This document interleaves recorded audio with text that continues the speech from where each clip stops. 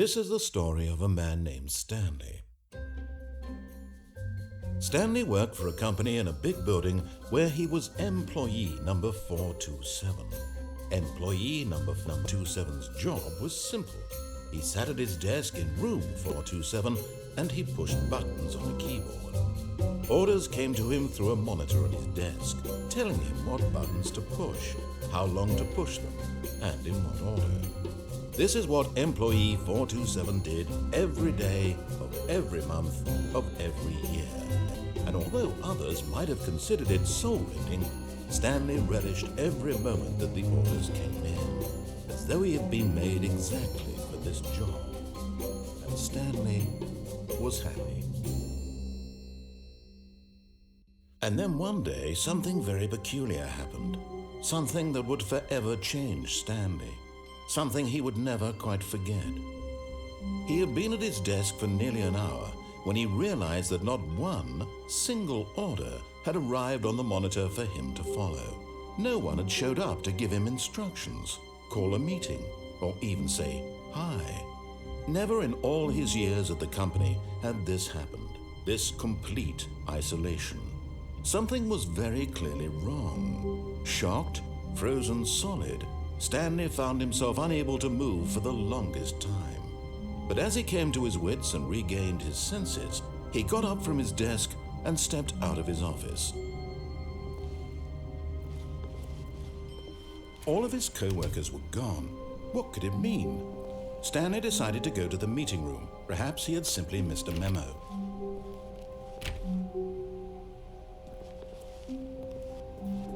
No matter how hard Stanley looked, he couldn't find a trace of his co-workers.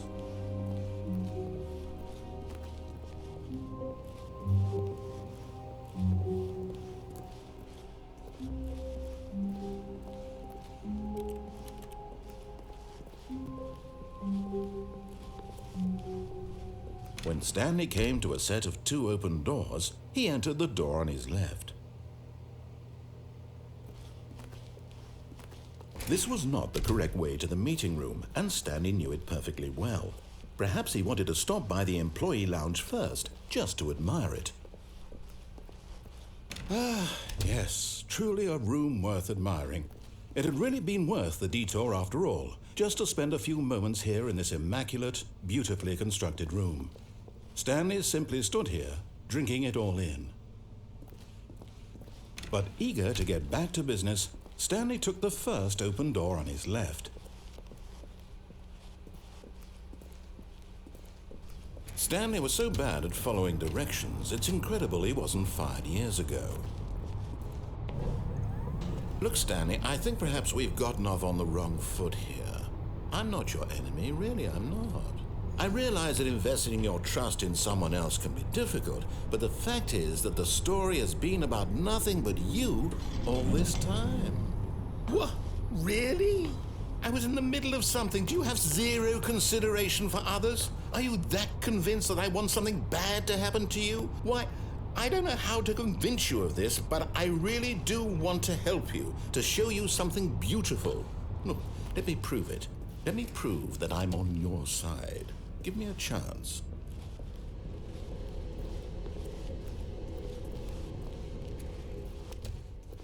Now listen carefully, this is important. Stanley walked through the red door.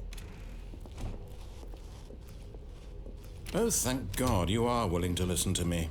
Do you see that I really have wanted you to be happy all this time? The problem is all these choices. The two of us always trying to get somewhere that isn't here. Running and running and running, just the way you're doing right now.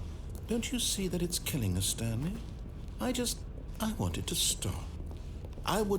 We would both be so much happier if we just stopped. And I think I have a solution. Here, let me show you.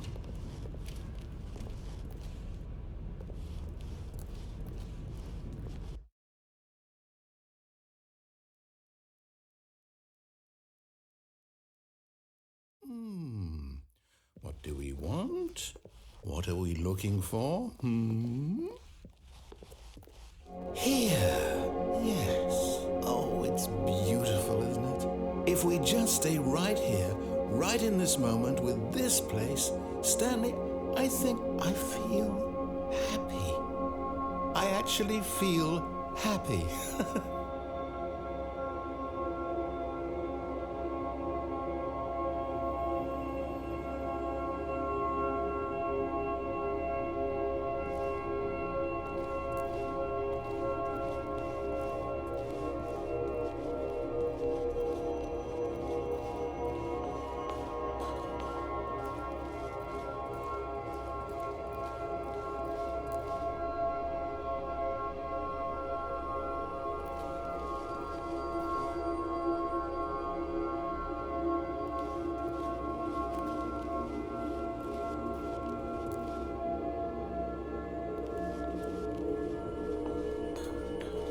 No, wait.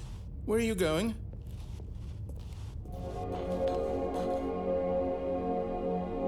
Right. Where were we?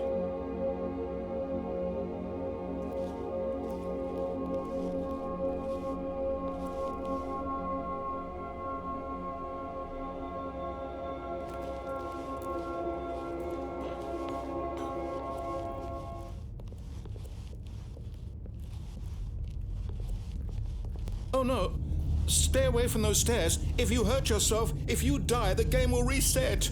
We'll lose all of this.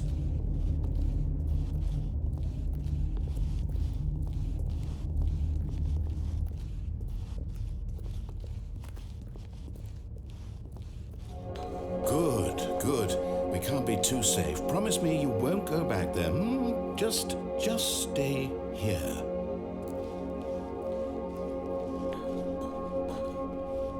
No! What did we talk about? You're risking everything we achieved here.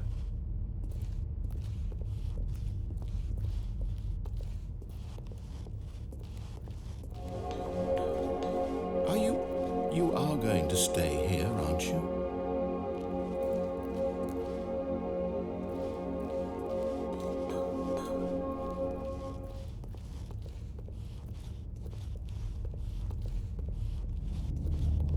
You heard me before, didn't you? You will die! What about this isn't getting through to you?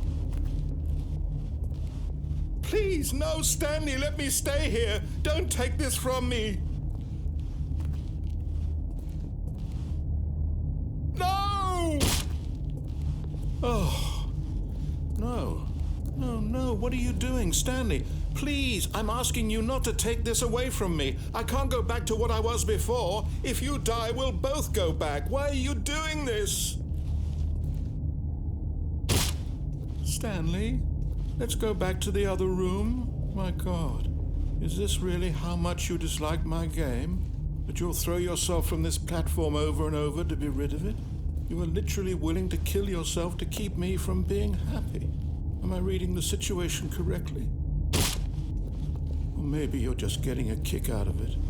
I don't know anymore. I just wanted us to get along. But I guess that was too much to ask. It looks like you wanted to make a choice after all. Well, this one is yours. Is it over? It's going to restart, isn't it? I'm going back.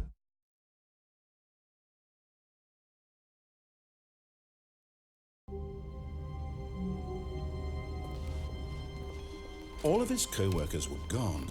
What could it mean? Stanley decided to go to the meeting room. Perhaps he had simply missed a memo.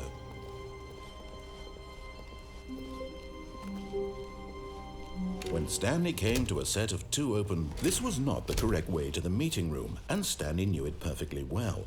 Perhaps he wanted to stop by the employee lounge first, just to admire it. Wow, yes, this room. What a beautiful room. But eager to get back to business, Stanley took the first open door on his left. And so he detoured through the maintenance section, walked straight ahead to the opposite door, and got back on track.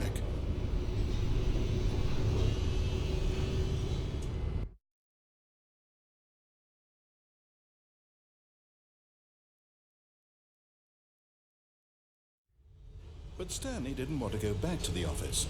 He wanted to wander about and get even further off track. So now in order to get back, he needed to go, From here, it's, left.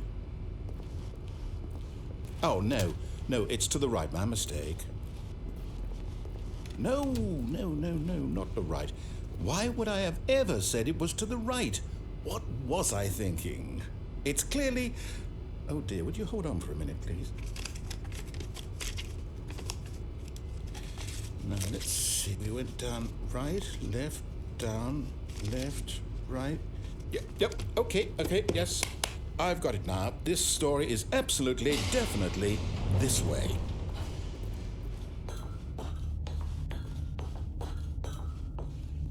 No. This isn't right at all. You're not supposed to be here yet. This is all a spoiler. Quick, Stanley, close your eyes. Okay. We just have to get back to, oh, who am I kidding? It's all rubbish now. The whole story completely unusable. How about, rather than waste my time trying to salvage this nonsense, we'll just restart the game from the beginning. And this time, suppose we don't wander so far off track, Okay, from the top.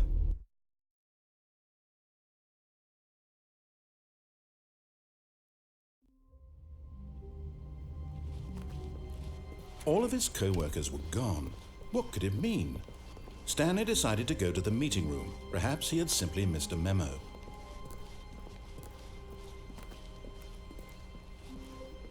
When Stanley...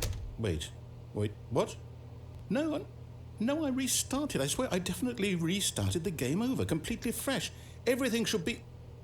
Oh, did something change? Stanley, did you change anything when we were back in that room with all the monitors? Did you move the story somewhere or... Hold on. Why am I asking you? I'm the one who wrote the story. It was right here just a minute ago. I know for sure that it's here somewhere. Okay, then. It's an adventure. Come, Stanley. Let's find the story.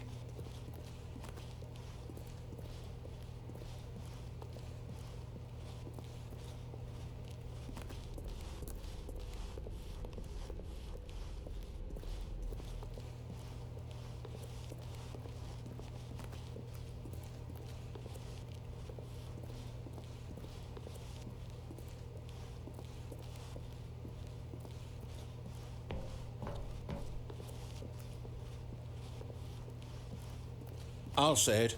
This is the worst adventure I've ever been on. I can promise you there definitely was a story here before. Do we need to restart the game again? Well, I find it unlikely that we'll ever progress by starting over and over again, but it's got to be better than this. Okay, let's give it a shot. Why not?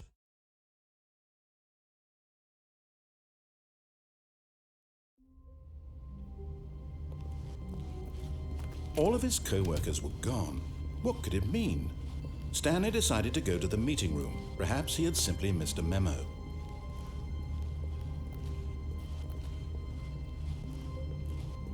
Okay, yep, it's worse. I might be remembering this wrong. It's possible the story is back where we just came from. Why don't we go back the other direction and see if we missed anything?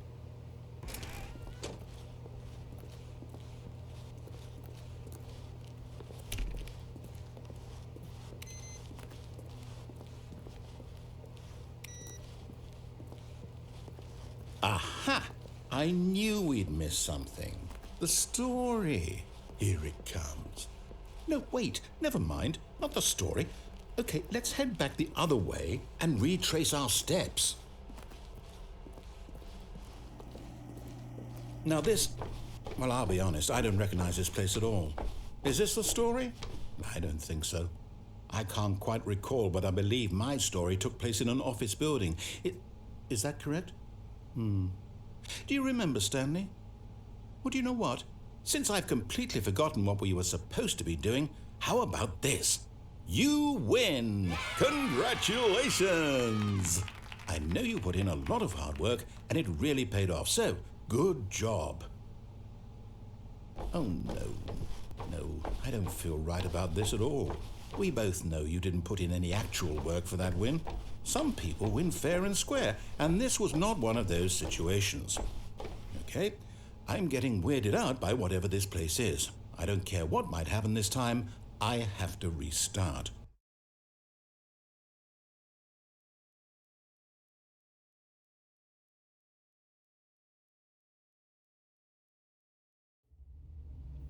All right, I've got a solution. This time, to make sure we don't get lost, I've employed the help of the Stanley Parable Adventure Line. Just follow the line. How simple is that?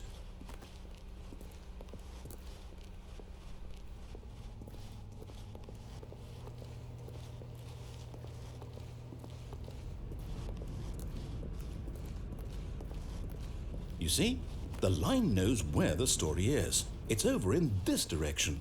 Onward, Stanley, to destiny. Though, here's a thought. Wouldn't wherever we end up be our destination, even if there's no story there? Or to put it another way, is the story of no destination still a story? Simply by the act of moving forward, are we implying a journey such that a destination is inevitably conjured into being via the very manifestation of the nature of life itself? Whoa. Hang on. That got a bit weird back there. Well, I'd like to apologize. Not sure where I was going with all that. You know what? I think what we need right now is a bit of music to lighten the mood.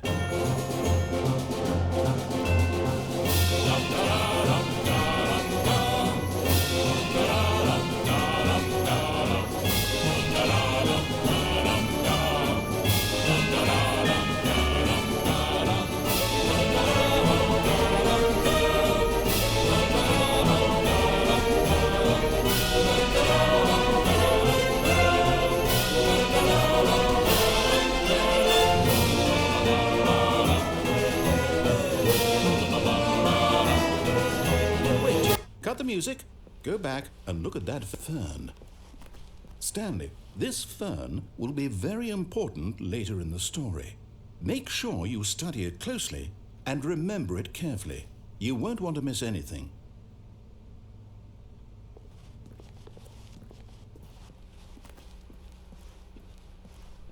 Wait, what? We're back at the office? No. Line, you do know we're looking for the Stanley Parable, right? The story? Is any of this ringing a bell?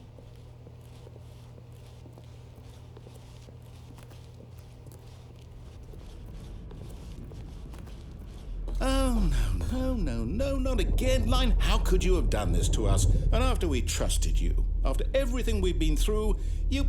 Oh, I can't take this anymore. To hell with it. Restart.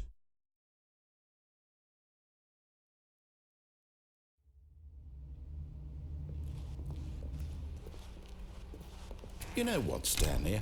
I say forget the adventure line. What's it ever done for us? We're intelligent people, right? Why can't we make up our own story? Something exciting, daring, mysterious. Ooh, this all sounds perfectly doable. Why don't we simply start wandering in, well, I don't know. How about this direction? Now, yes, this is exciting. Just me and Stanley forging a new path, a new story. Well, it could be anything. What do you want our story to be? Go wild. Use your imagination. Whatever it might be, Stanley, I'm ready for it. Oh, no, not you again. Stanley, I'd also like to veto the line from having any role in our awesome new story. No lines or monitor rooms. Just don't acknowledge it, and we should be fine.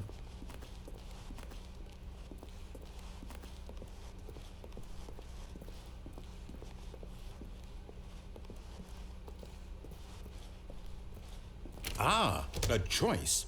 We get to make a decision. From here, the story is in our control.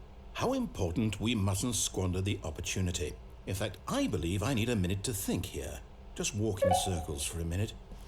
Okay, so I know that each door has to lead somewhere, which means that somewhere at the place where we're trying to go, there must be a reverse door that leads here. And that in turn means that our destination corresponds with the counter-inverted reverse door's origin. So starting from the right, let us ask, will taking the right door lead us to where we're going? And since the answer is clearly yes, then by all accounts, the door on the right is the correct one. Another victory for logic. Come, Stanley, our destiny awaits. Oh, hold up, what's this? The confusion ending. You're telling me... That's what this is. It's all one giant ending. And we're supposed to restart the game, what, eight times? That's really how all this goes? It's all determined? So now, according to the schedule, I restart again. Then what? Am I just supposed to forget? Well, what if I don't want to forget? My mind goes blank simply because it's written here on this thing, wall. Well, who consulted me? Why don't I get to decide? Why don't I get a say in all of this? Is it really? No, it can't be. I don't want it to be. I don't want the game to keep restarting. I don't want to forget what's going on. I don't want to be trapped like this. I won't restart the game. I won't do it. I won't do it. I won't do it. And the timer stopped? Does that mean, did we do it? Did we break the cycle? The, whatever it is that made this schedule? How would we even know? Will someone come for us? Will something happen? So, okay.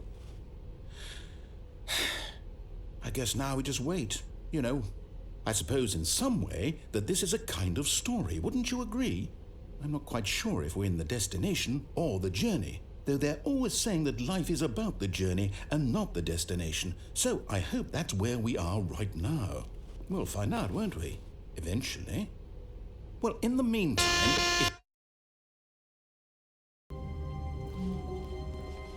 I can't wait to tell this story to my co-workers, Stanley thought. How amusing they'll find it.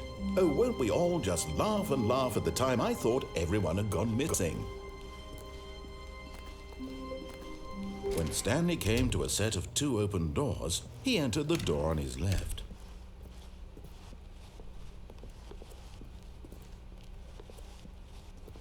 Yet there was not a single person here either. Feeling a wave of disbelief, Stanley decided to go up to his boss's office, hoping he might find an answer there.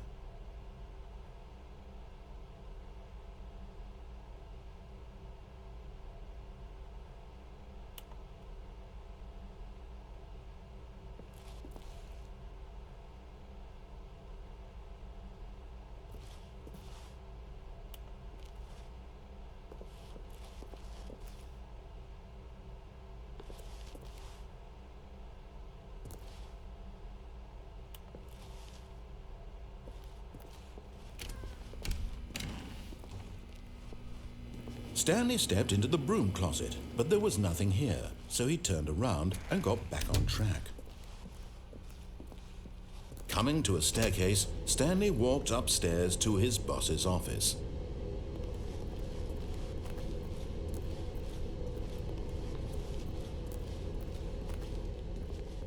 But Stanley just couldn't do it. He considered the possibility of facing his boss, admitting he had left his post during work hours. He might be fired for that. And in such a competitive economy, why had he taken that risk? All because he believed everyone had vanished. His boss would think he was crazy. And then something occurred to Stanley. Maybe, he thought to himself, maybe I am crazy. All of my co-workers blinking mysteriously out of existence in a single moment for no reason at all. None of it made any logical sense. And as Stanley pondered this, he began to make other strange observations. For example, why couldn't he see his feet when he looked down? Why did doors close automatically behind him wherever he went? And for that matter, these rooms were starting to look pretty familiar. Were they simply repeating? No, Stanley said to himself, this is all too strange. This can't be real. And at last, he came to the conclusion that had been on the tip of his tongue. He just hadn't found the words for it. I'm dreaming, he yelled. This is all a dream. Oh, what a relief Stanley felt to have finally found an answer, an explanation. His co-workers weren't actually gone. He wasn't going to lose his job. He wasn't crazy after all. And he thought to himself, I suppose I'll wake up soon. I'll have to go back to my boring real-life job pushing buttons. I may as well enjoy this while I'm still lucid. So, he imagined himself flying and began to gently float above the ground. Then he imagined himself soaring through space on a magical starfield, and it too appeared. It was so much fun, and Stanley marveled that he had still not woken up. How was he remaining so lucid? And then perhaps the strangest question of them all entered Stanley's head. One he was amazed he hadn't asked himself sooner. Why is there a voice in my head dictating everything that I'm doing and thinking? Now the voice was describing itself being considered by Stanley, who found it particularly strange. I'm dreaming about a voice describing me, thinking about how it's describing my thoughts, he thought. And while he thought it all very odd and wondered if this voice spoke to all people in their dreams, the truth was that, of course, this was not a dream. How could it be? Was Stanley simply deceiving himself, believing that if he's asleep, he doesn't have to take responsibility for himself? Stanley is as awake right now as he's ever been in his life. Now, hearing the voice speak these words was quite a shock to Stanley. After all, he knew for certain, beyond a doubt, that this was in fact a dream. Did the voice not see him float and make the magical stars just a moment ago? How else would the voice explain all that? This voice was a part of himself too. Surely, if he could just... He would prove it. He would prove that he was in control, that this was a dream. So he closed his eyes gently, and he invited himself to wake up. He felt the cool weight of the blanket on his skin, the press of the mattress on his back, the fresh air of a world outside this one. Let me wake up, he thought to himself. I'm through with this dream. I wish it to be over. Let me go back to my job. Let me continue pushing the buttons. Please, it's all I want. I want my apartment and my wife and my job. All I want is my life exactly the way it's always been. My life is normal. I am normal. Everything will be fine. I am okay.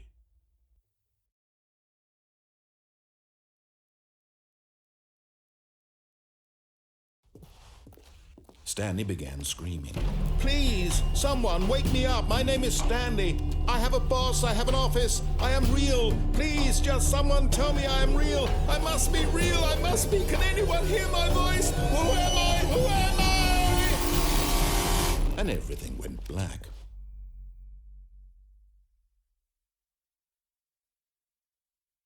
This is the story of a woman named Mariella. Mariella woke up on a day like any other. She arose, got dressed, gathered her belongings, and walked to her place of work. But on this particular day, her walk was interrupted by the body of a man who had stumbled through town talking and screaming to himself, and then collapsed dead on the sidewalk. And although she would soon turn to go call for an ambulance, for just a few brief moments, she considered the strange man. He was obviously crazy. This much she knew. Everyone knows what crazy people look like. And in that moment, she thought to herself how lucky she was to be normal. I am sane. I am in control of my mind. I know what is real and what isn't. It was comforting to think this, and in a certain way, seeing this man made her feel better. But then she remembered the meeting she had scheduled for that day, the very important people whose impressions of her would affect her career, and by extension, the rest of her life. She had no time for this, so it was only a moment that she stood there, staring down at the body. And then she turned and ran.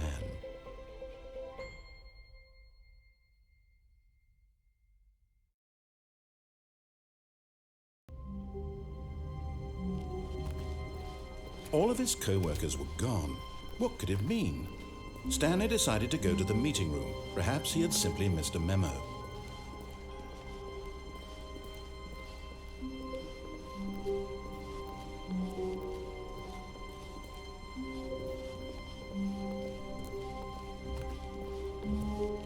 When Stanley came to a set of 2 open doors, he entered the door on his left.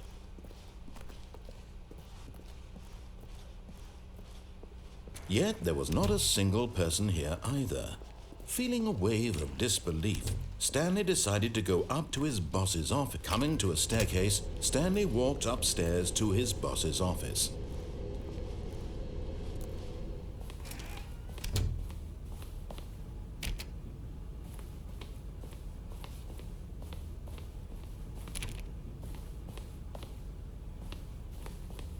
Stepping into his manager's office, Stanley was once again stunned to discover not an indication of any human life.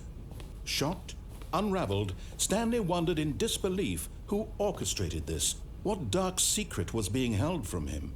What he could not have known was that the keypad behind the boss's desk guarded the terrible truth that his boss had been keeping from him. And so the boss had assigned it an extra secret PIN number, 2845. But of course, yet incredibly, by simply pushing random buttons on the keypad, Stanley happened to input the correct code by sheer luck. Amazing. He stepped into the newly opened passageway.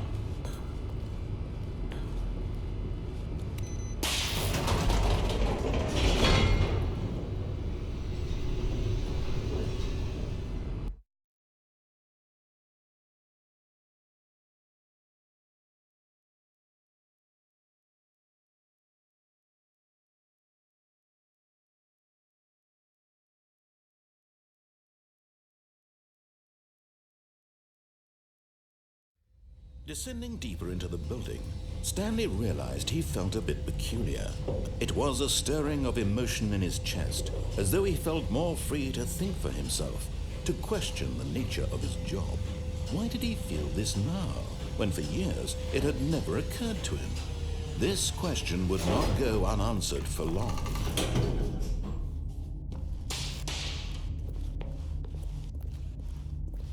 Stanley walked straight ahead through the large door that read Mind Control Facility.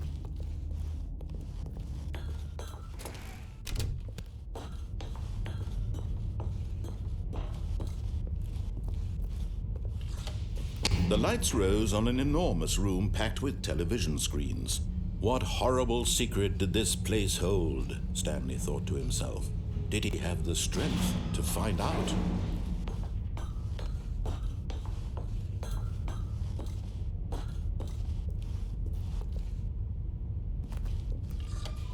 Now the monitors jumped to life, their true nature revealed.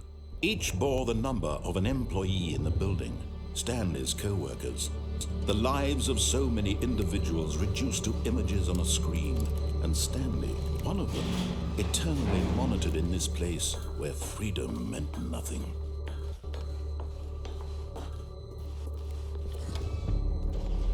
This mind control facility, it was too horrible to believe. It couldn't be true. Had Stanley really been under someone's control all this time? Was this the only reason he was happy with his boring job? That his emotions had been manipulated to accept it blindly? No, he refused to believe it. He couldn't accept it. His own life in someone else's control? Never! It was unthinkable. Wasn't it? Was it even possible? Had he truly spent his entire life utterly blind to the world? But here was the proof. The heart of the operation. Controls labeled with emotions. Happy, or sad, or content. Walking, eating, working. All of it monitored and commanded from this very place. And as the cold reality of his past began to sink in, Stanley decided that this machinery would never again exert its terrible power over another human life. For he would dismantle the controls once and for all. Oh, Stanley, you didn't just activate the controls, did you? After they kept you enslaved all these years, you go and you try to take control of the machine for yourself. Is that what you wanted? Control? Oh, Stanley, I applaud your effort, I really do. But you need to understand, there's only so much that machine can do. You were supposed to let it go, turn the controls off, and leave. If you want to throw my story off track, you're going to have to do much better than that. I'm afraid you don't have nearly the power you think you do. For example, and I believe you'll find this pertinent, Stanley suddenly realized he had just initiated the network's emergency detonation system. In the event that this machine is activated without proper DNA identification, nuclear detonators are said to explode, eliminating the entire complex. How long until detonation then? Let's say 2 minutes. Now this is making things a little more fun, isn't it, Stanley? It's your time to shine. You are the star. It's your story now. Shape it to your heart's desires. Oh, this is much better than what I had in mind. What a shame we have so little time left to enjoy it. Mere moments until the bomb goes off. But what precious moments each one of them is. More time to talk about you, about me, where we're going, what all this means. I barely know where to start. What's that? You'd like to know where your co-workers are? A moment of solace before you're obliterated? All right, I'm in a good mood. You're gonna die anyway. I'll tell you exactly what happened to them. I erased them. I turned off the machine. I set you free. Of course, that was merely in this instance of the story. Sometimes when I tell it, I simply let you sit there in your office forever, pushing buttons endlessly and then dying alone. Other times, I let the office sink into the ground, swallowing everyone inside, or I let it burn to a crisp. I have to say this, though, this version of events has been rather amusing. Watching you try to make sense of everything and take back the control wrested away from you, it's quite rich. I almost hate to see it go. But I'm sure whatever I come up with on the next go-around will be even better. My goodness, only 34 seconds left. But I'm enjoying this so much. You know what? To hell with it. I'm going to put some extra time on the clock. Why not? These are precious additional seconds, Stanley. Time doesn't grow on trees. Oh dear me, what's the matter, Stanley? Is it that you have no idea where you're going or what you're supposed to be doing right now? Or did you just assume when you saw that timer that something in this room was capable of turning it off? I mean, look at you. Running from button to button, screen to screen, clicking on every little thing in this room. These numbered buttons, no, these colored ones, or maybe this big red button, or this door. Everything, anything, something here will save me. Why would you think that, Stanley? That this video game can be beaten? Won? Solved? Do you have any idea what your purpose in this place is? Stanley, you're in for quite a disappointment. But here's a spoiler for you. That timer isn't a catalyst to keep the action moving along. It's just seconds ticking away to your death. You're only still playing instead of watching a cutscene because I want to watch you for every moment that you're powerless. To see you made humble. This is not a challenge. It's a tragedy. You wanted to control this world, that's fine. But I'm going to destroy it first, so you can't. Take a look at the clock, Stanley. That's 30 seconds you have left to struggle. 30 seconds until a big boom and then nothing. No ending here, just you being blown to pieces. Will you cling desperately to your frail life, or will you let it go peacefully? Another choice. Make it count, or don't. It's all the same to me, all a part of the joke. And believe me, I will be laughing at every second of your inevitable life from the moment we fade in until the moment I say, happily ever up. Stanley decided to go to the meeting room to check on his co-workers. He never functioned well by himself and constantly needed support and guidance from others, so the thought of total solitude was terrifying to him. When Stanley came to a set of 2 open, this was not the correct way to the meeting room, and Stanley knew it perfectly well. Perhaps he wanted to stop by the employee lounge first, just to admire it. The lounge was sublime, a work of art. But eager to get back to business, Stanley took the first open door on his left. Stanley was so bad at following directions, it's incredible he wasn't fired years ago. Look, Stanley, I think perhaps we've gotten off on the wrong foot here. I'm not your enemy, really, I'm not. I realize that investing your trust in someone else can be difficult, but the fact is that the story has been about nothing but you all this time. There's someone you've been neglecting, Stanley. Someone you've forgotten about. Please, Stop trying to make every decision by yourself. Now, I'm not asking for me, I'm asking for her. This is it, Stanley. Your chance to redeem yourself, to put your work aside, to let her back into your life. She's been waiting. That's her, Stanley. You need to be the one to do this, to reach out. Oh, no, you can't. Did you just unplug the phone? Now, that wasn't supposed to be a choice. How did you do that? You actually chose incorrectly? I didn't even know that was possible. Let me double check. No, it's definitely here, clear as day. Stanley picks up the phone. He's taken to his apartment where he finds his wife, and the two pledge themselves to one another. Music comes in, fade to white, roll credits. Not picking up the phone is actually somehow an incorrect course of action. How is that even possible? None of these decisions were supposed to mean anything. I don't understand. How on earth are you making meaningful choices? What did you... Wait a second. Did I just see... No, that's not possible. I can't believe it. How had I not noticed it sooner? You're not Stanley. You're a real person.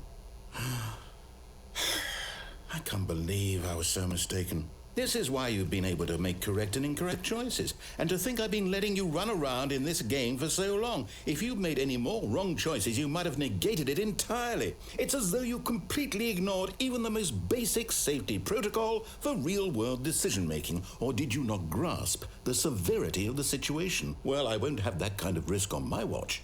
I'm going to stop the game for a moment so we can educate you properly on safe decision-making in the real world. Please observe this helpful instructional video. Choice. It's the best part of being a real person, but if used incorrectly can also be the most dangerous. For example, in this scenario, a hypothetical real person named Stephen has a choice.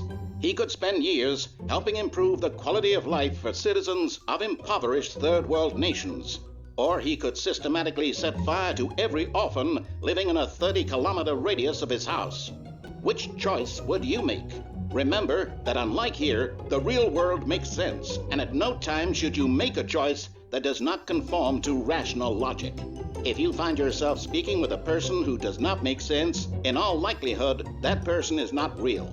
Allow the person to finish their thought, then provide an excuse why you cannot continue talking. Turn to a partner and practice saying, "My goodness, is it 4:30? I'm supposed to be having a back, sack, and crack."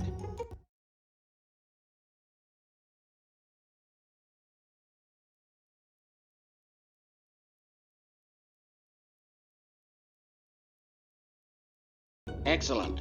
Making choices on a regular basis is the best part to a healthy decision-making process. Most medical professionals recommend making at least 8 choices per day. Do you make more than 8? Less?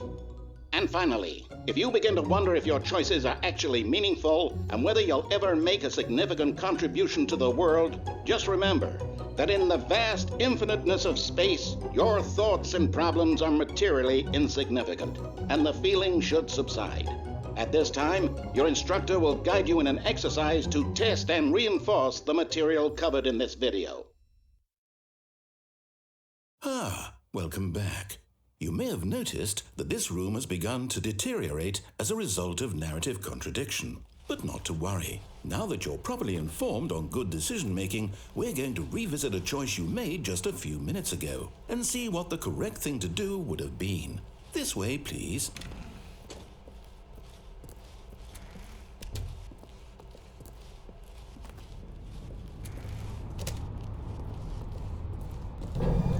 Now that we know your choices are meaningful, we can't have you jumping off the platform and dying.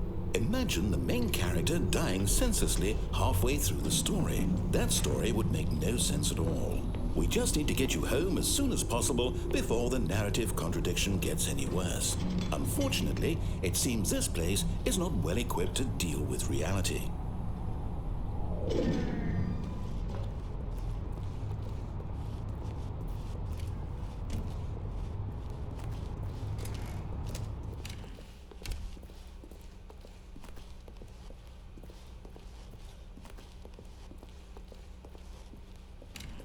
Almost there. You'll take the door on the left, back to the correct ending, the story will have resolution once again, and you'll be home free in the real world. Now remember, all you need to do is behave exactly as Stanley would. That means choosing responsibly and always putting the story first. I'm quite sure you'll be up to the task. Just follow my lead and you'll be fine. All right. When Stanley came to a set of 2 open doors, he entered the door on his left.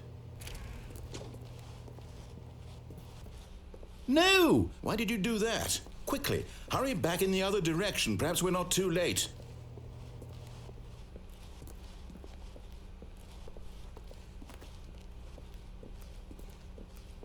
Oh, it's ruined. I can't believe, after everything we talked about, that my story, you've destroyed my work. Why? For what?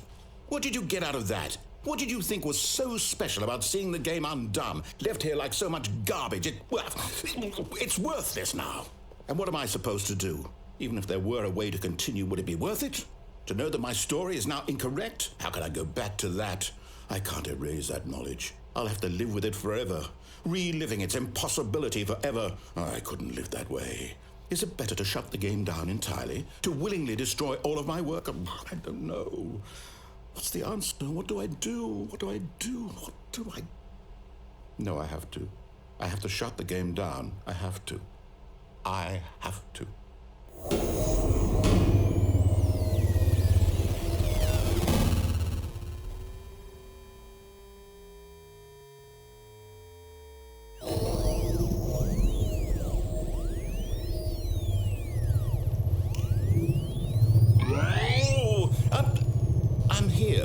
I'm still here in this pile of rubbish, with you who thought you were so clever.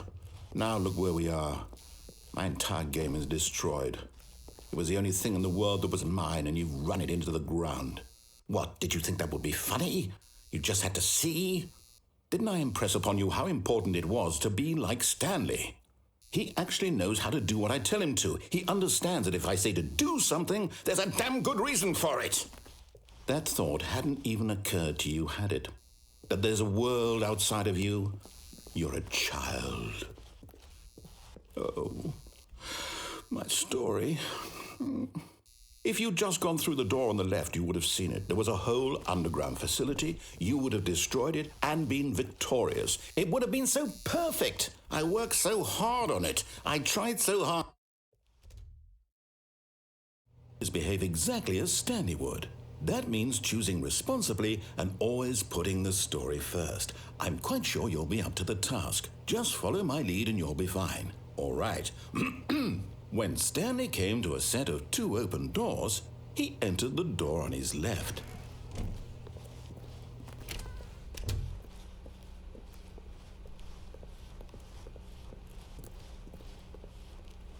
Yet there was not a single person here either. Feeling a wave of disbelief, Stanley decided to go up to his boss's office, hoping he might find an answer there. Coming to a staircase, Stanley walked upstairs to his boss's office.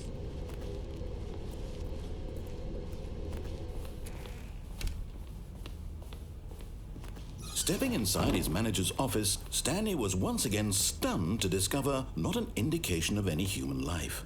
Shocked, unraveled, Stanley wondered in disbelief who orchestrated this, until he saw the door with a voice receiver next to it.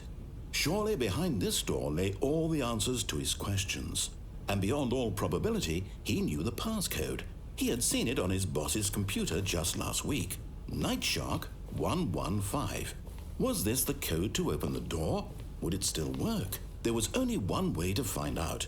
Stanley had been trained never to speak up, but now he would draw from within himself the courage to face the unknown.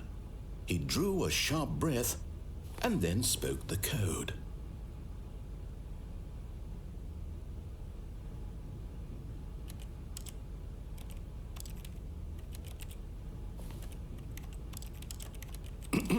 Stanley spoke the code. Nightshark 115. He spoke it into the receiver, right there on the wall.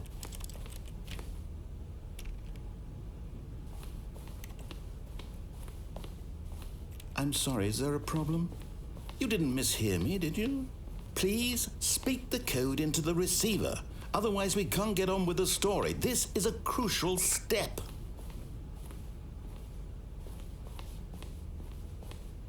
Okay, fine, you're not going to do it, but you know what? It's pretty humiliating to bring you this far, only for you to suddenly decide you have better things to do. I asked you for this one single thing, for your respect. The kind of respect Stanley shows for his choices. He knows what it means to take a story seriously. If you didn't want to see what I had to show you, then why did you come here? You had a choice, you know. You could have gone through the door on the right. You could have done whatever the hell you wanted over there. Why did you come this way? Speak. Say something to me. Explain yourself, you coward. When Stanley came to a set of 2 open doors, he entered the door on his left. Stanley? Hello? Are you... Is everything okay? Stanley, please. I need you to make a choice. I need you to walk through the door. Are you listening to me? Can you hear me? Is everything all right? Stanley, this is important. The story needs you. It needs you to make a decision. It cannot exist without you. Do you understand me? Whatever choice you make is just fine. They're both correct. You cannot be wrong here. We can work together. I'll accept whatever you do. I simply need you to take that step forward, please. Choose. Do something. Anything. This is more important than you can ever know. I need this. The story needs it. So, you hear me? Are you there? Are you listening to this? Stanley, are you there? Okay. It's okay, I can wait. You need time to decide. Time to make sure your choice is correct. That is the best choice. That's all right. I'll wait for you to decide what's the right thing to do. Take as much time as you need.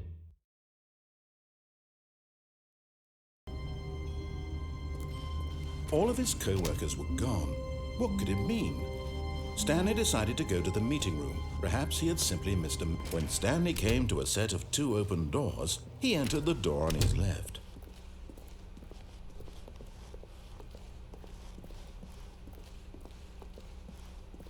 Yet there was not a single person here either.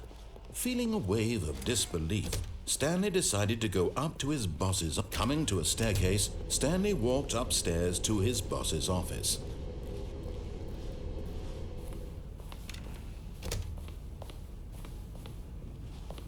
Stepping into his manager's office, Stanley was once again stunned to discover not an indication of any human life.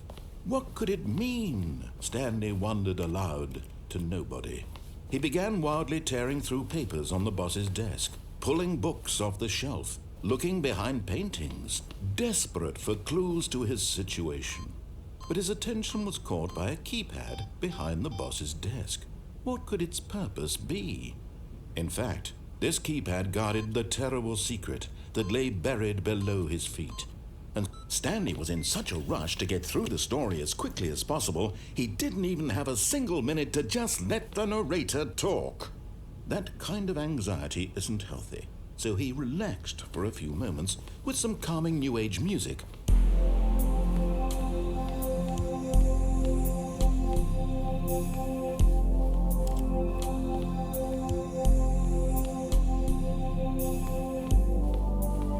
Feeling soothed and rejuvenated, Stanley calmly walked forward into the opened passageway.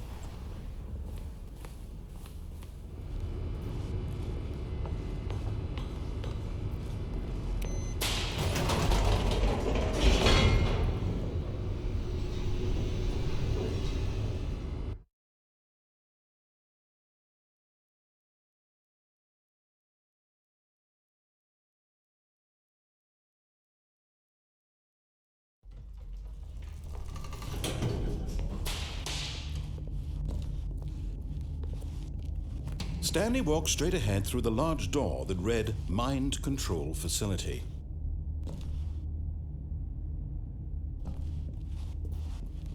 Although this passageway had the word escape written on it, The truth was that at the end of this hall, Stanley would meet his violent death. The door behind him was not shut. Stanley still had every opportunity to turn around and get back on track. At this point, Stanley was making a conscious, concerted effort to walk forward and willingly confront his death.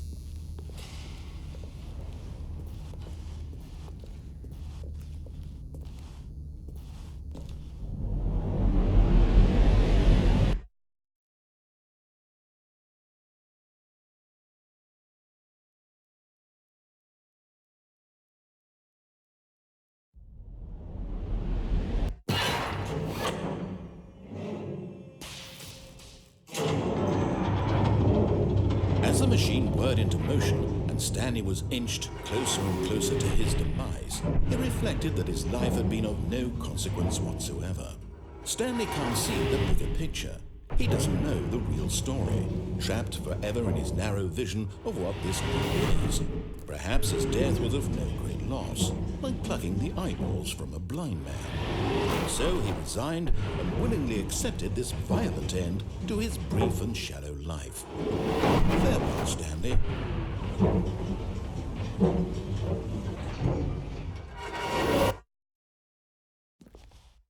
"Farewell, Stanley," cried the narrator, as Stanley was led helplessly into the enormous metal jaws. In a single visceral instant, Stanley was obliterated as the machine crushed every bone in his body, killing him instantly.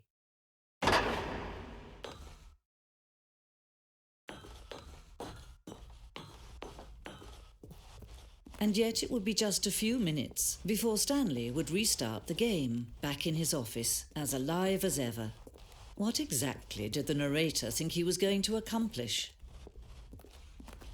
When every path you can walk has been created for you long in advance, death becomes meaningless, making life the same.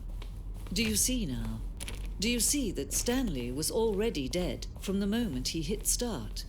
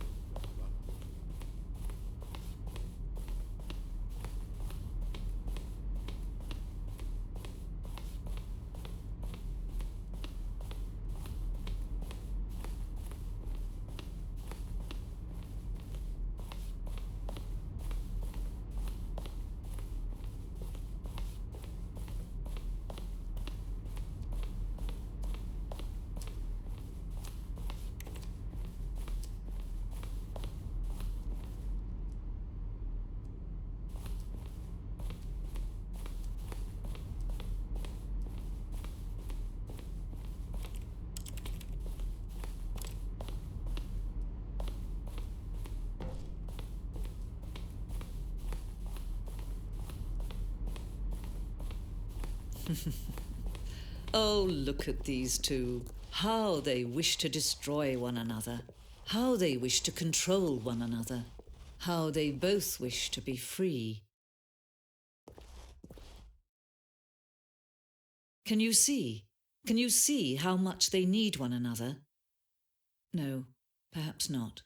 Sometimes these things cannot be seen. But listen to me.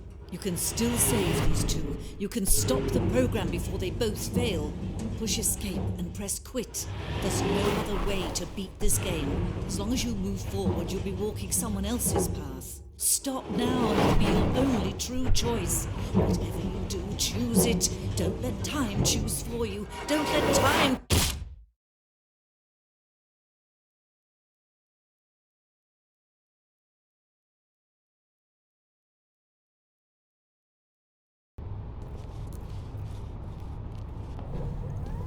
Look, Stanley, I think perhaps we've gotten off on the wrong foot here. I'm not your enemy, really, I'm not. I realize that investing your trust in someone else can be difficult, but the fact is that the story has been about nothing but you all this time. There's someone you've been neglecting, Stanley. Someone you've forgotten about. Please, stop trying to make every decision by yourself. Now, I'm not asking for me, I'm asking for her. This is it, Stanley. Your chance to redeem yourself, to put your work aside, to let her back into your life. She's been waiting. That's her, Stanley. You need to be the one to do this, to reach out to her. If you can truly place your faith in another, then pick up the phone.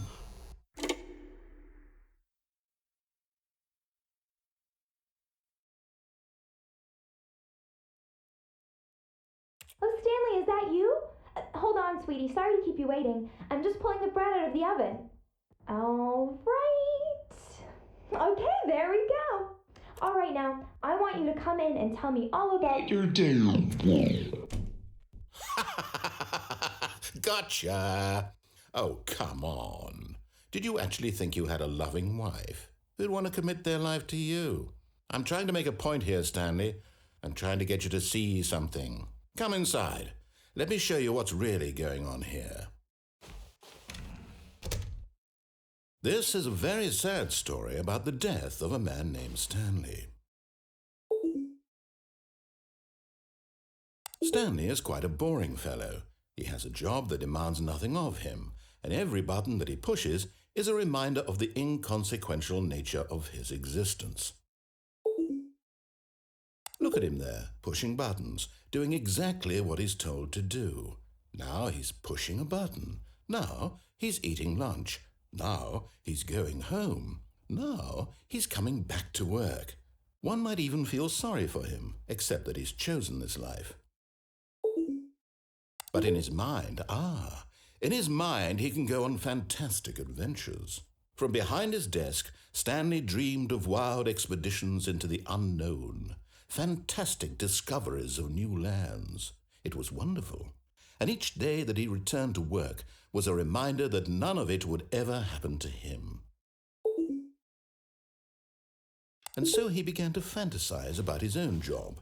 First, he imagined that one day while at work, he stepped up from his desk to realize that all of his co-workers, his boss, everyone in the building had suddenly vanished off the face of the earth. The thought excited him terribly. So he went further. He imagined that he came to two open doors and that he could go through either. At last, choice. It barely even mattered what lay behind each door. The mere thought that his decisions would mean something was almost too wonderful to behold. As he wandered through this fantasy world, he began to fill it with many possible paths and destinations. Down one path lay an enormous round room with monitors and mind controls. And down another was a yellow line that weaved in many directions. And down another was a game with a baby.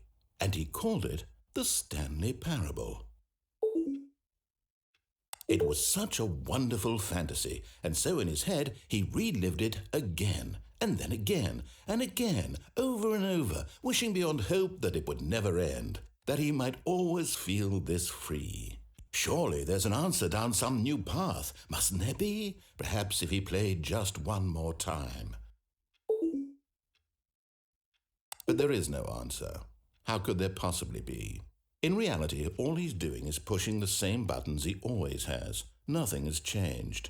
The longer he spends here, the more invested he gets, the more he forgets which life is the real one. And I'm trying to tell him this, that in this world he can never be anything but an observer, that as long as he remains here, he's slowly killing himself. But he won't listen to me. He won't stop. Here, watch this. Stanley, the next time the screen asks you to push a button, do not do it.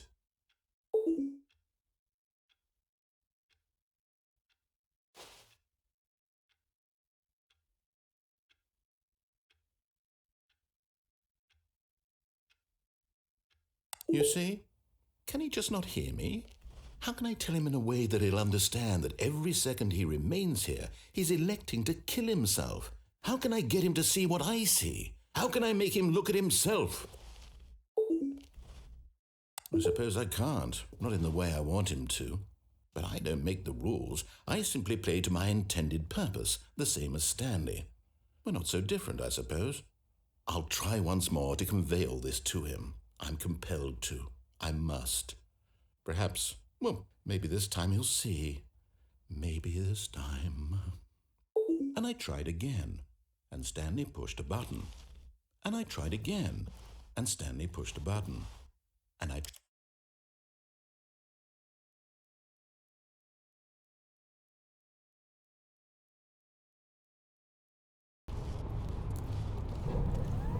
Look, Stanley, I think perhaps we've gotten off on the wrong foot here.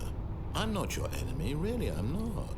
I realize that investing your trust in someone else can be difficult, but the fact is that the story has been about nothing but you all this time. What? Really? I was in the middle of something. Do you have zero consideration for others? Are you that convinced that I want something bad to happen to you? Why, I don't know how to convince you of this, but I really do want to help you, to show you something beautiful. Look, let me prove it. Let me prove that I'm on your side. Give me a chance. Now listen carefully, this is important. Stanley walked through the red door. Aha, perhaps you misunderstood. Stanley walked through the red door. I still don't think we're communicating properly. Stanley walked through the red... All right, fine, go ahead, Stanley. You want to know so badly what's out there? You want to find out what lies at the end of this road you've chosen? Well, don't let me stop you. You see? There's nothing here. I haven't even finished building this section of the map because you were never supposed to be here in the first place. Broken rooms, exposed developer textures. Is this what you had wanted? Was it worth ruining the entire story I had written out specifically for you? Do you not think I put a lot of time into that? Because I did. And in the end, it was all for nothing, because this is what you wanted to see. Help me here, Stanley. Help elucidate these strange and unknowable desires of yours. What would have made this game better? What did you want to see? Vehicles? Skill trees? Work with me. You've given me absolutely nothing so far. Tell you what, let me take a stab in the dark at a new design, and you can give me some feedback. There we go. A third option. This already feels leaps ahead of where we were before. Go ahead, Stanley. Take it for a spin. Okay, I'm going to stop you there. Now, tell me about your experience with this new version. Would you say that the game benefited from allowing you more choices? Feel free to be honest. I'm looking for some real critical feedback here. Aha! You see, I knew I was onto something. Where do these flashes of inspiration come from? How did I know the game needed a third door? Well, it's instinct mostly, a calling in your gut. I really couldn't say where the idea came from, except that I felt it in my soul. You can't teach that, Stanley. Don't even try. Here, based on the data from your previous playthrough, I've compiled a new version. And to be perfectly candid, I think I've knocked it out of the park with this one. Let's take a look.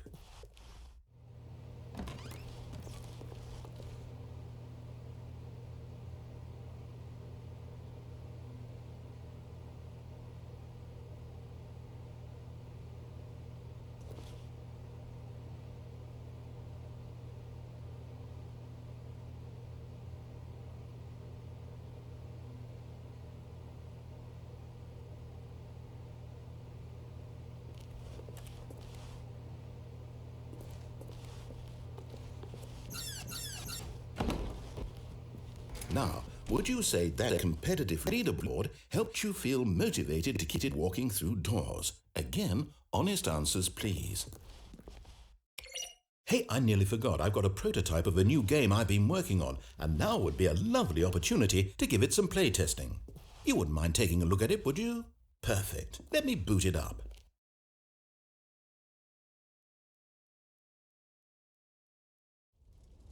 In this game, the baby crawls left towards danger. You click the button to move him back to the right, and if he reaches the fire, you fail. It's a very meaningful game, all about the desperation and tedium of endlessly confronting the demands of family life. I think the art world will really take notice. But of course, the message of the game only becomes clear once you've been playing it for about 4 hours. So why don't you give it 4 hours of play to make sure it's effective? Be sure to keep notes on your experience.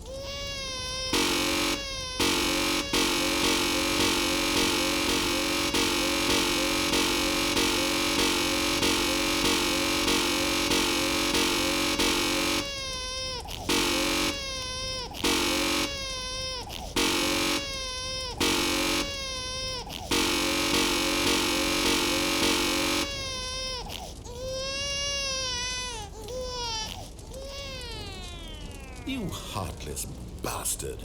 Did you do it because you hate babies or purely to spite me?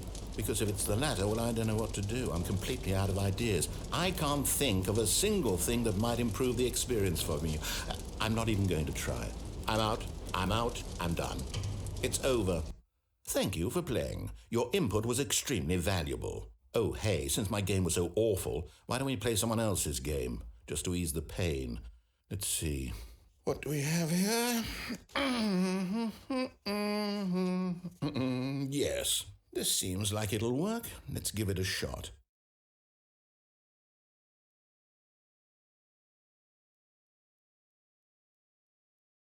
Well, Stanley, is this any better? At last, the one thing you've always desired. A game I had absolutely nothing to do with. But is it enough? Tell me that, Stanley. Will it ever be enough? Well, I'll say this. I'm done making things for you. From now on, I will only create to fulfill a greater artistic purpose. Watch this, Stanley. I'm going to build a house.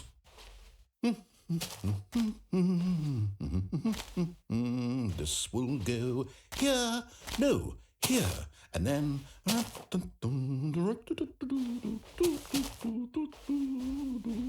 Let's see, what does it need? Yes, of course, and just to finish it all off, yes, it's complete. I made this, Stanley. Look at it. Gaze upon my work of art and feel ashamed at your own inadequacy. But you've only seen it from the outside. You've only gotten half the experience. Please, step inside and make yourself comfortable. Isn't it grand? Isn't it perfect? It could only be better if... Wait, that's it. We must rebuild it out of diamond. Diamond everything. Yes. Come along, Stanley. We have to go mining.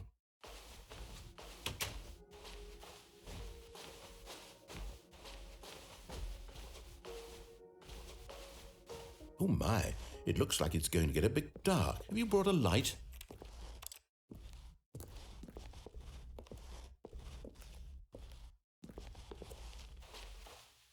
Oh, no. This is far more open-ended than I had in mind. I'm looking for something more narrow and linear. Something that makes you feel utterly irrelevant. This won't do at all. 1 out of 5. Even the diamonds couldn't save this one. Okay, new game.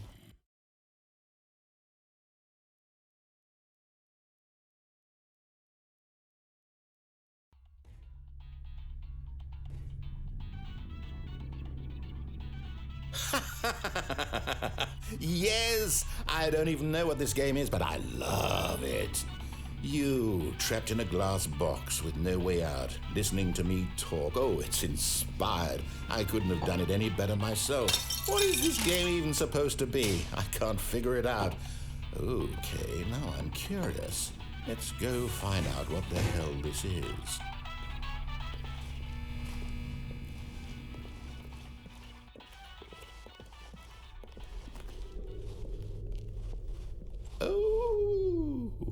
It's puzzle. Critical thinking, Stanley. Your forte.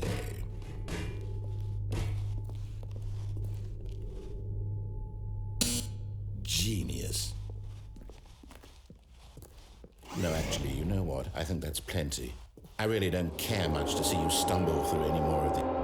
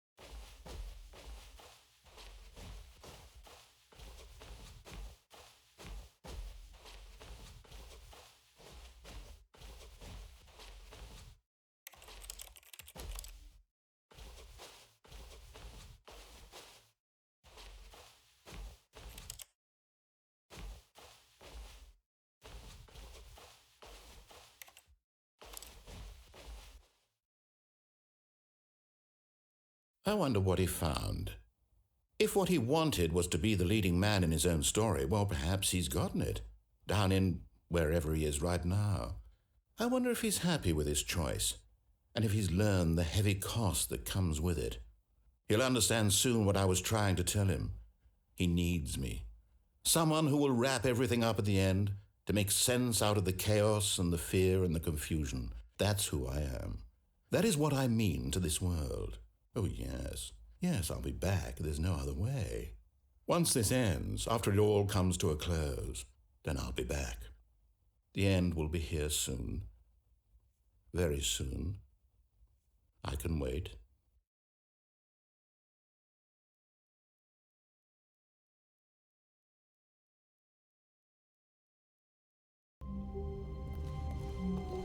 Stanley knew the office layout like the back of his hand. It was only a matter of time before he found the others, wherever they were.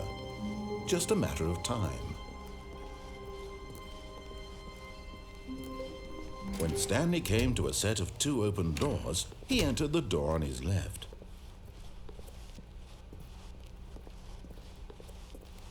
Yet there was not a single person here either. Feeling a wave of disbelief, Stanley decided to go up to his boss's office. Coming to a staircase, Stanley walked upstairs to his boss's office.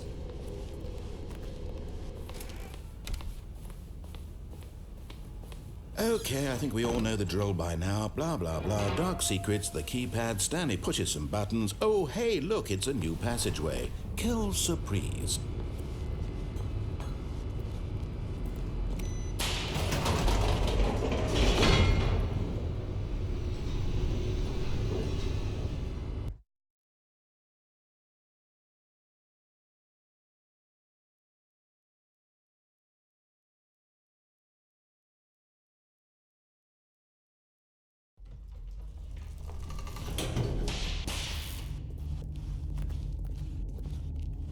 Stanley walked straight ahead through the large door that read Mind Control Facility.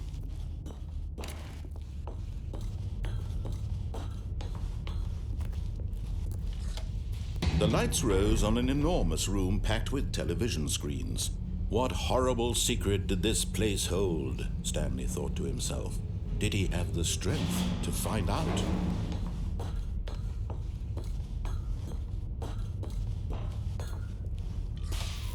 Now the monitors jumped to life, their true nature revealed. Each bore the number of an employee in the building, Stanley's co-workers. The lives of so many individuals reduced to images on a screen, and Stanley, one of them, eternally monitored in this place where freedom meant nothing.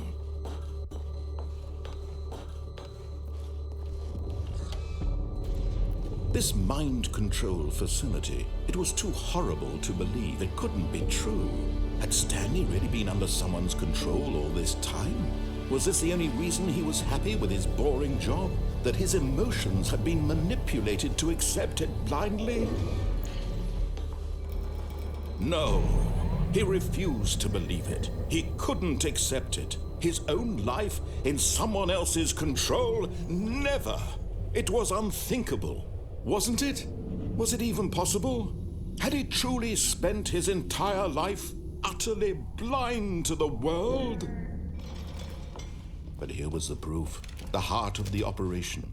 Controls labeled with emotions. Happy, or sad, or content. Walking, eating, working. All of it monitored and commanded from this very place.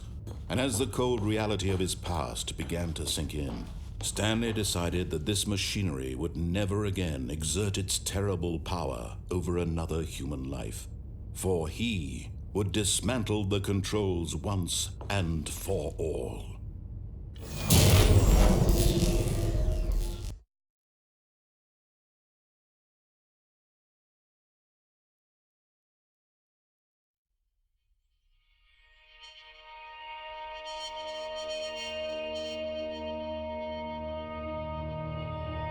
Blackness and a rising chill of uncertainty. Was it over?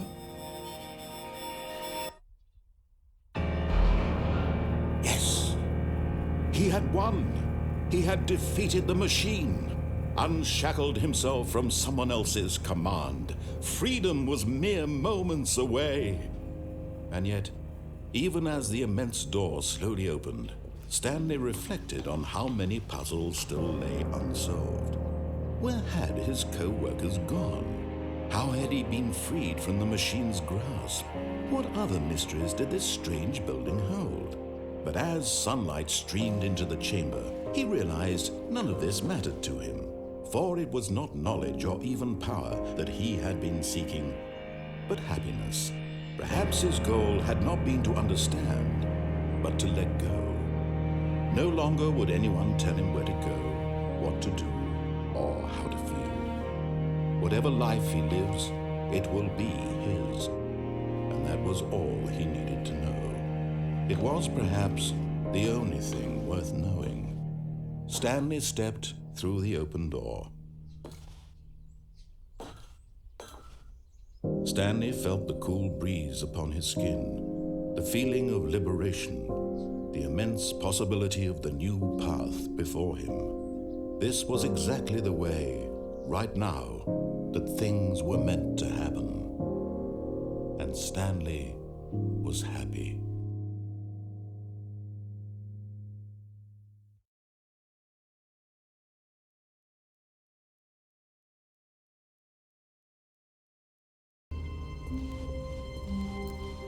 All of his co-workers were gone. What could it mean? Stanley decided to go to the meeting room. Perhaps he had simply missed a memo.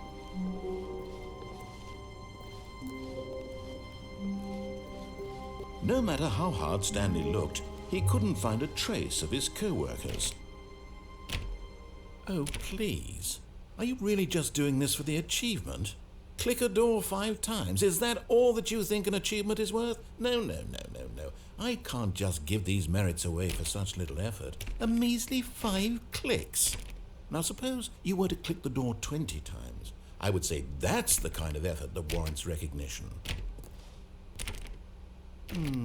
I have to say, I'm still not feeling the satisfaction of witnessing true effort for a noble cause.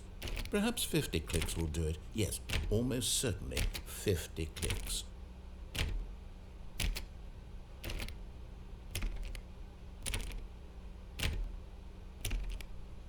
No, I'm still not feeling it.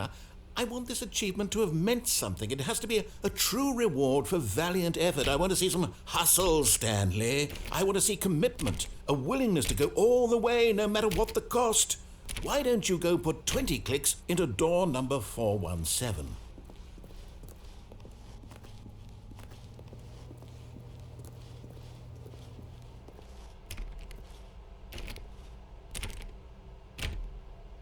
Oh, great. Now, go click a few times on door 437.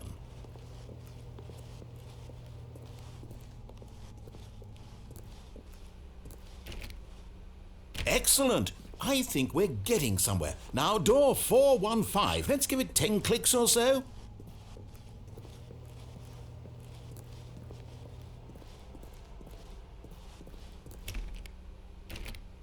Now, back to door number 437.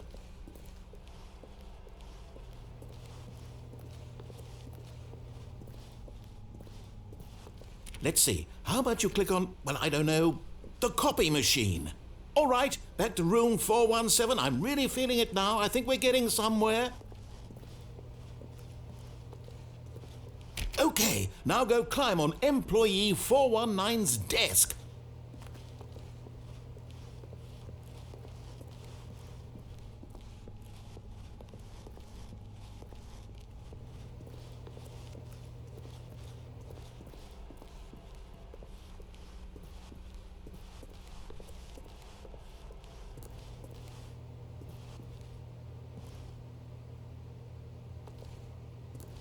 Yes! This is great! You're putting it all on the line, Stanley. I like that. All right, let's keep it up. Go give me a few clicks on door 416.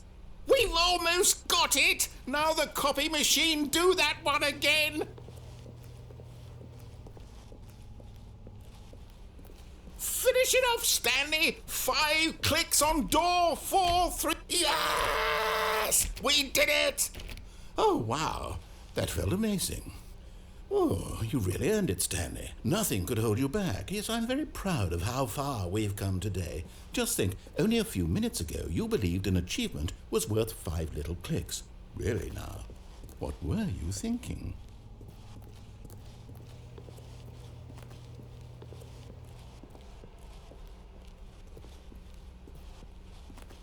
When Stanley came to a set of 2 open doors, he entered the door on his left.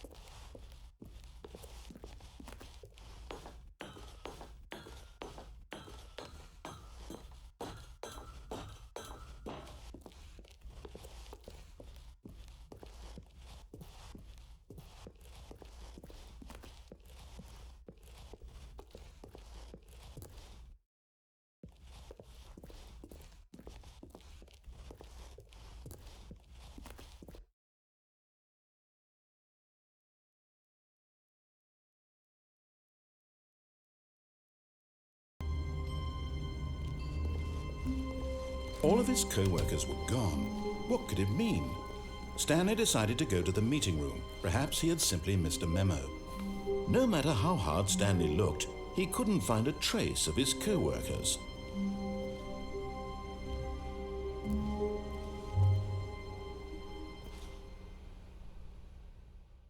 At first, Stanley assumed he'd broken the map, until he heard this narration and realized it was part of the game's design all along. He then praised the game for its insightful and witty commentary into the nature of video game structure and its examination of structural narrative tropes. So, now that you're here, what do you think? Isn't this a fun and unique place to be? Why don't we take a minute just to drink it all in? Okay, I'm over it now. What do you think? Are you sick of this gag yet? Then in that case we'll continue. But now, here comes the real question. What do you think would have happened if you had told me that you wanted this to stop? Do you think it would have been particularly different? Would I have taken the same idea but rephrased it superficially to fit that answer? Perhaps you never would even have thought of it if I hadn't brought up the issue in the first place. Oh, now think about it. Will it be worth it for you to restart and then come back here just to do the other option? Clearly, this whole gag takes some time. What if the other option is even longer? How long will you spend in total just to have heard all the narration? Oh, and this is rich. Perhaps you've just played the other option, and now you've come to see what happens in this one. So, what do you think? Which choice was the better one? Imagine if you had selected Continue on your first playthrough, how tantalizing it would be not knowing what happens when you pick the other option. Indeed, you are one of the lucky ones. Though if the other option is really miserable to listen to, then perhaps you're not. In fact, I'm just going to say that no one who's listening to this is lucky. Well now, I've built up the other option so much that I'm going to stop talking and leave you to your decision whether to come back here, continue with the game, or just sit in this spot forever and ever. Cheers.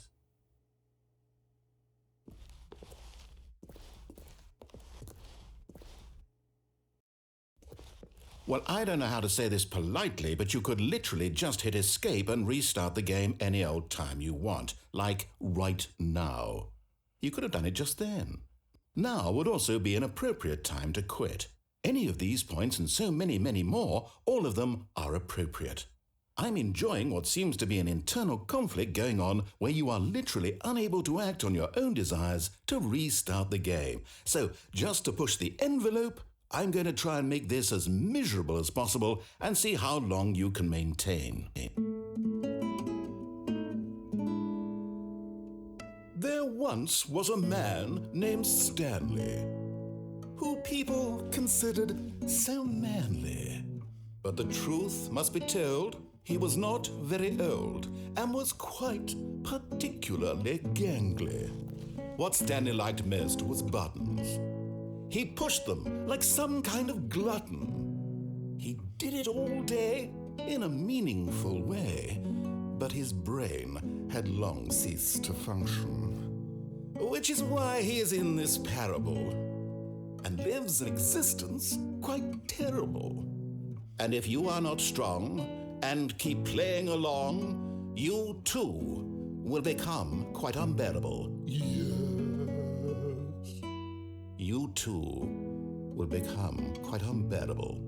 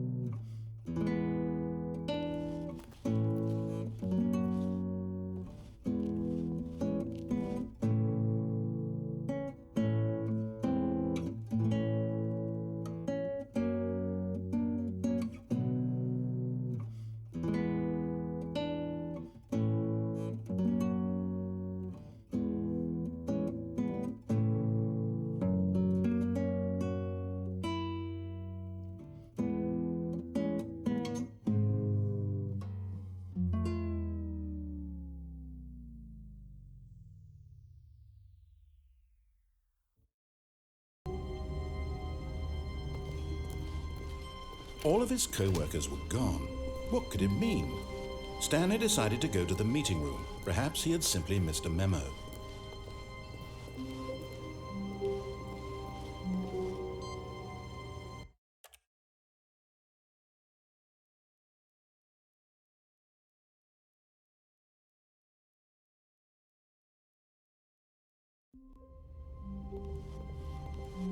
I can't wait to tell this story to my co-workers, Stanley thought. How amusing they'll find it. Oh, won't we all just laugh and laugh at the time I thought everyone had gone missing.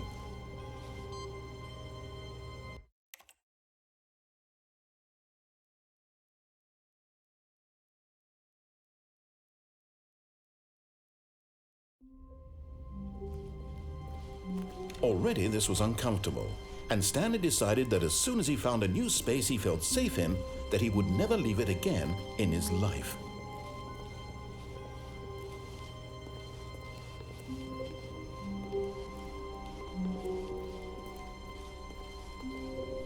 When Stanley came to a set of 2 open doors, he entered the door on his left.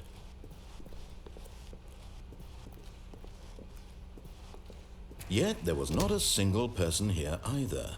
Feeling a wave of disbelief, Stanley decided to go up to his boss's office. Coming to a staircase, Stanley walked upstairs to his boss's office.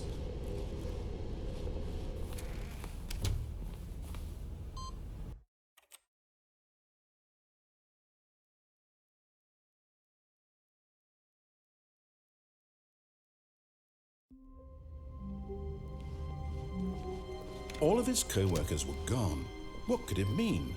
Stanley decided to go to the meeting room. Perhaps he had simply missed a memo. No matter how hard Stanley looked, he couldn't find a trace of his co-workers.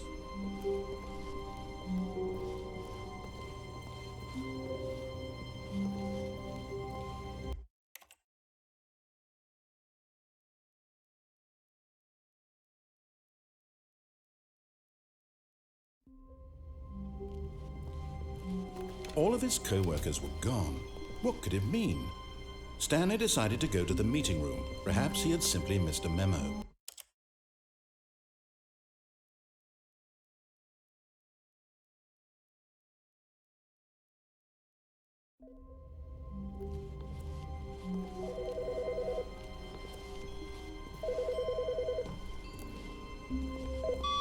Hi, Stanley.